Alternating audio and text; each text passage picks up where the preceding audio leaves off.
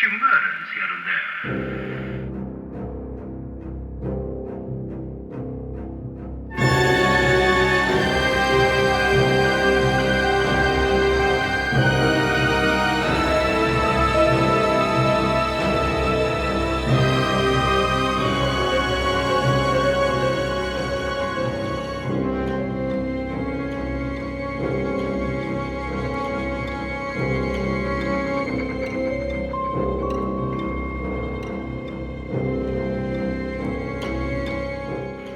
Even the moon's frightened of me, frightened to death. The whole world's frightened to death.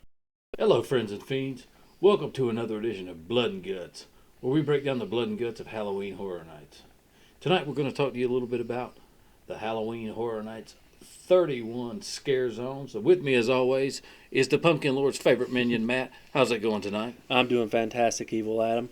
Like you said, talking about the scare zones, I'm very excited about talking about this because I feel like overall the scare zones for HHN 31 were a little bit better than they were for 30. Yeah. So like you said, like we've discussed earlier, they're a little bit more spaced out, kind of have a little bit more details added to some of them. So like I know I'm really excited about talking about these. Yeah, and you know, the thing too is that during 30, you know, there was still obviously, you know, COVID was still heavy. Absolutely. So they had more of like a stage presence where your scare zones were a lot of characters were up on stages that were more spaced out kind of thing. And this year I felt like they really got to run with kind of getting up in your face, getting up in your grill, Right. kind of giving you those scares that you deserve. Absolutely. So we had 5 scare zones this year, and we're going to go ahead and go to the first one, which was the Plaza of the Stars. That was the Horrors of Halloween, where you had your Pumpkin Lord there to usher in all the fears. Absolutely.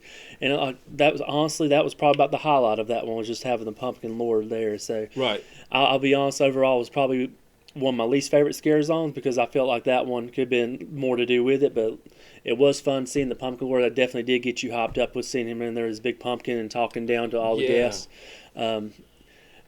Overall, I still think, like I said, they could have some more opportunities with it. I feel like Yeah. they had just a hodgepodge of other villains coming in and trying to scare you instead of like having his own disciples of the Pumpkin Lord, which I think would have been a better touch for Yeah, it. that would have been a better touch. Instead of they kind of did a thing where they had they had a hodgepodge of characters you're already going to see from the other scare zones in Right. there, and that was kind of the letdown. You know, is of course you had the big trellis with the vines, and the little Boo was up there. All the pumpkins Right. were up there, but you know the vines were going out through the park. But they could have had, you know, his own henchmen, like in the house Right. itself. You know, that was what was so great about the house, was he had his own henchmen, and they were, you know, different kind of caricatures, scarecrows, and different type of creatures. So that would have made it a little better. I think for me, I'm probably going to give this one on a ranking scale, 1 through 5. I'm probably going to go ahead and give this one. I'm going to give this one a 2. Yeah, I'm right there with you. I'll give it a 2 as well. Like I said, the highlight for me is just seeing the Pumpkin Lord, but even with the Pumpkin Lord, I feel like they could have done more with it, kind of like with the Scare Zone HHN 30. Yeah, Where give him you, a mic. Yeah, give him a mic where you can Let him talk to the guest, or like I said, just mess with the guests a whole lot more instead of have those pre-recorded tracks like they had. Yeah. Like I said, what was the Scare Zone in New York last year, where it was where you had to bow down, worship That was the controller. the controller. Yeah, Thank you. The controller was definitely interactive, and I did. You know, that element would have been great with a microphone, just so he could call out you know, whatever shirt you're wearing, like so Cobra Kai there. Hey, Cobra Kai, you know, you're gonna die tonight. You know, that would have been great. You know, just a little more interactivity with that scare zone would have been good. But yeah, so far that's kind of a little bit lower on our list. It was It was very crowded. Right. No matter when you went. At the we got there at the beginning of the event. It was pretty crowded. At the end of the event, it was even more crowded. Right. So that was just a honeycomb of people. Right. And I will say, like I said, at least seeing the Pumpkin Lord, it does wet your whistle and get you prepared for the night and get you hopped up for all the houses. So, Right. The next scare zone then on the list would be in the New York area, and this is one we both think really highly of, is the Sweet's Revenge. So Yeah, Sweet go ahead and Revenge. give me your thoughts on this scare zone. Like, what was it that you liked about it? Was there any opportunities that you saw? Yeah, Sweet's Revenge I thought was really well done. I love the whole aesthetic of it's a 1940s, 50s town. I love the old school soundtrack. You know, I'm a sucker for old music. Yes. And they had all that good old school music in there. They had the character in costume. And we often will hang out around the Louis area when we go. That's kind of like our home base for operations because you got Yes. you got access to food, you got access to the mummy, you got access to the restrooms, you got access to all this stuff. So we often will make that our home base. But yeah, the characters and this it's so interactive in this area. The mayor himself with the big curly mustache, and the mayor's wife, and then you had the witches on the stilts. I mean, the big giant baby with the baby head. I love that. And the parade floats. So they built the parade floats in that area to be like an old 1940s, 50s parade float. And I felt like this area was tight. It was very kind of claustrophobic, and the plot of poison candy to children kind of played very well. You got evil children in Halloween costumes who are coming to murder you because they've been poisoned. And I feel like that carried over very well. I'm going to go ahead and give that one a 4. Yeah, for me, I'm gonna give it a 5, like you said, because everything you mentioned is everything I loved about it as well. I love the music, the setting, the mood, the atmosphere, how it took you back, like you said, where it made you feel like you were in the 40s or the 50s, like in a midwestern town where everybody's meeting in the town square. Yeah, that's the feeling, the vibe they had, and they totally pulled it off for me. Yeah, and like I said, the makeup they had on all the scare actors here, and the ones that would follow you around and mess with you was fantastic. And think about the kid getting pulled in with the wagon. The wagon, the exactly. Wagon, it had the chocolate or the poison all over his mouth. Yep. You got the tricycle, the one on the tricycle. They got us a couple of times. And this is honestly one of the few scare zones, like you said, where we set up at home base. When they'd switch out the scare actors, they got so much reaction from everybody. Just give them a round of applause, tell them what a great job they done, which they did, and I couldn't agree enough about that assessment. But for me, like I said, barely love this scare zone. Yeah, very much. Oh, it was great. It was just great. And I mean, you had what was that van full of weapons? Yes, with a good photo op, you could pose with the van full of weapons. Which my brother did. Yeah, we got that good photo of him. But yeah, just a great scare zone overall. Did it achieve what it said it was going to achieve? Yes, absolutely. So yeah, definitely in high regard that one. So then going down the street, then once we hit the area in San Francisco, we had the Conjure the Dark scare zone. For me, I still felt like this one was a pretty solid one, too. I actually have a friend who's really not into horror movies or any of the macabre, and this was the scare zone where I sent him a lot of videos to show him the ogres and the medieval-looking monsters, and it blew him away. He's like, "Where are you at? Where are you at? Where did you go?" And I was like, "Don't worry about me. I'm safe. I'm here. I'm here with my friends. We're having a great time." But like I said, this one here, I give it a solid 4. I love the atmosphere of it as well. I thought the makeup was top notch. The evil Daphne on stage. Evil Daphne, exactly. Conjuring the dark. So, like I said, for me, this was another solid scare zone, and I thought they did a great job of pulling it off. Yeah, I'm going to go ahead and give it a 4 as well. I know that the year before, it was the Crypt TV, and you had a lot of actors on stages, and you had a lot of actors who were very much spaced out. Mm-hmm. And so you kind of behind a barricade with this one. So for this year 31, it definitely felt more in your face. I know the characters were really coming into their element where, with the effects, the smoke, and the heavy metal music playing in the background. Yeah. And it was just, the makeup was great. And then, at the end of the night once the sun did go down, you had those pyrotechnics from... Right.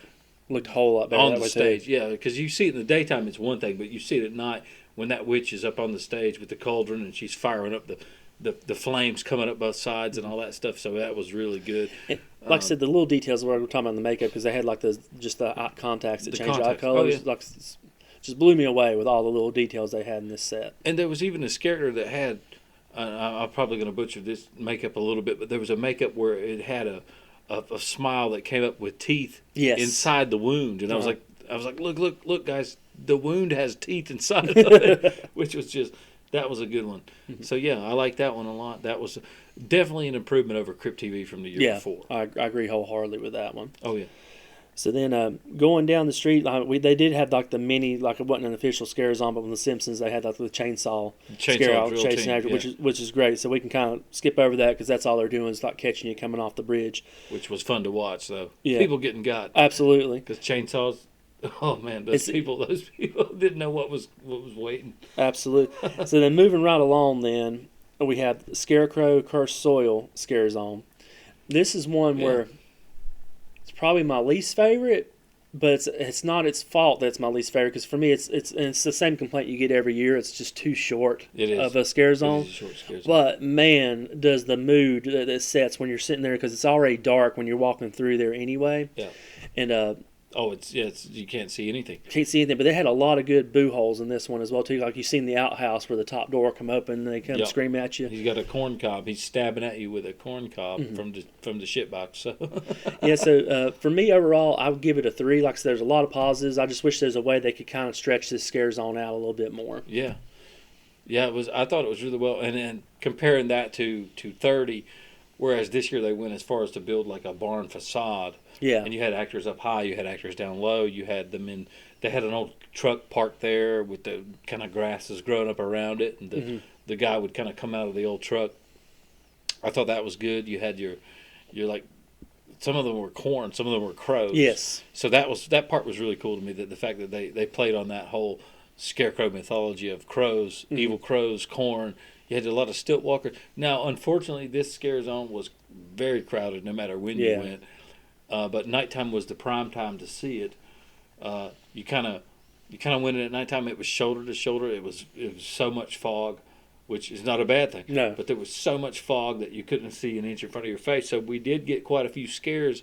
And a lot of the thing with the scare zones is sometimes it's hard to actually get scares in the scare zones. So you feel like you get the scares in the houses.